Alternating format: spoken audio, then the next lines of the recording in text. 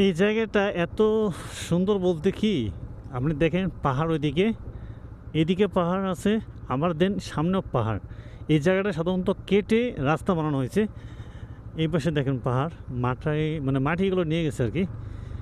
বাংলাদেশে এইটুকু পাহাড় গোনা কত হবে, 20-30টা ধরলাম, তবু মানুষের আকর্ষণ যে এই পাহাড়গুলো কাটতে হবে এবং জায়গা ভরাট করতে হবে। কেন ভাই?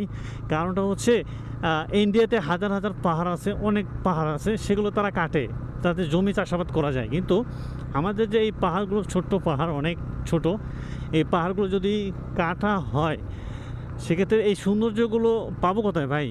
সৌন্দর্যগুলো আর পাওয়ার কোনো উপায় নাই, কোনো কিচ্ছু পাবো না এই সৌন্দর্যগুলো।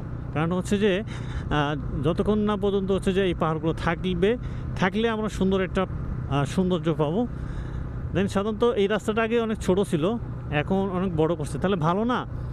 কারণ হচ্ছে যাতে আমরা এই যে সুন্দর ভিউটা দেখতে পাচ্ছি, অনেক কিছু পাহাড় পর্বতগুলো দেখতে পাচ্ছি, মেঘ দেখতে পাচ্ছি, তাহলে কত না সুন্দর, ভালো না?